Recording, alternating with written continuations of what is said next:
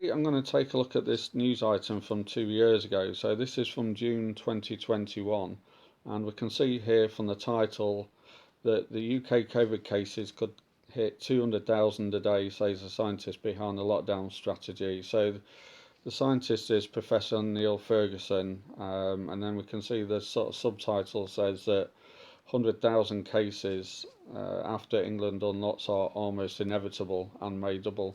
So around this period in 2021, the government was looking at lifting the kind of final restrictions, which were supposed to try and reduce the spread of COVID. So if we look at the article here, so according to Ferguson, it was almost inevitable that Monday's final phase of unlocking would bring on 100,000 daily cases with about 1,000 hospitalisations, despite the UK being about half vaccinated. And then he goes on to say, so this is reporting, I think, an interview he gave on the TV on the Andrew Marr show. So the real question is, do we get to double that or even higher? And this phrase here, I think, is particularly telling. I know he means it metaphorically, but I think in reality he's actually hit the nail on the head. And he says, and that's where the crystal ball starts to fail. I mean, we could get to 2,000 hospitalisations a day and 200,000 cases a day, although that's much less certain.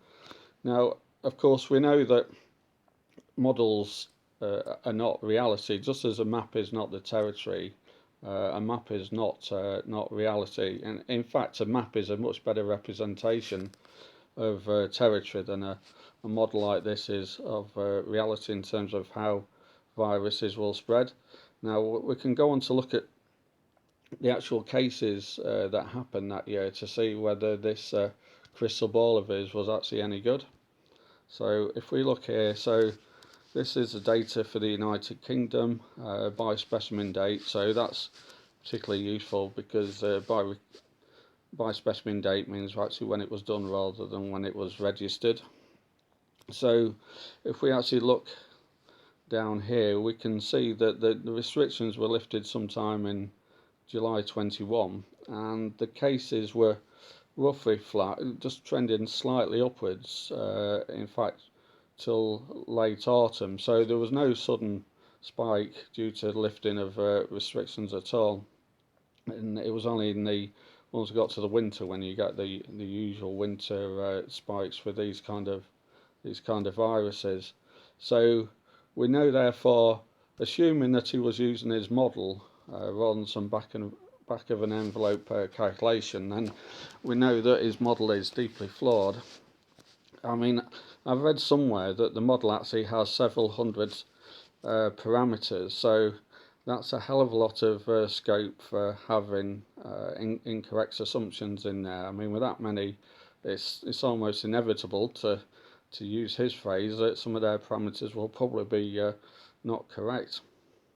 So if we go down here, read the rest of skip through the rest of the article. There's an interesting paragraph here. It says some scientists have vehemently opposed lifting the remaining restrictions on the 19th of July. Now, I certainly remember this happening. It seemed to me actually that there was a lot of people, scientists and others, who, the way they were talking, it was as though they would, never countenance lifting restrictions ever. And I certainly remember seeing, I think it's Susan Micshey from the Insights team that advised the government, actually suggested that we should wear face masks forever. So if we look at the penultimate paragraph here, it's quite interesting because it says SAGE advisors expect 1,000 to 2,000 daily hospital admissions over the summer after the unlocking, and 100 to 200 deaths a day under what was described as the central scenario.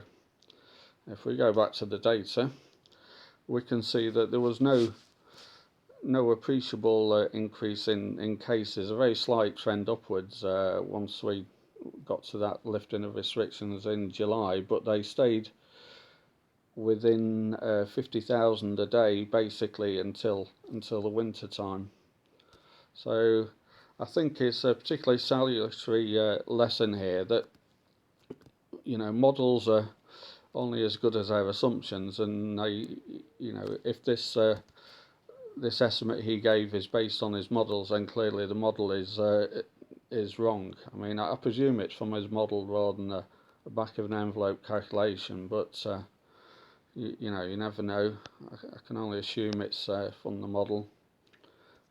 So I think that the lesson you should take away from this is when a supposed scientist talks about using a crystal ball, he might mean it metaphorically, but in reality, that's really what it is. You might as well be reading tea leaves in a cup, or throwing runes on a table to see what they're predicting.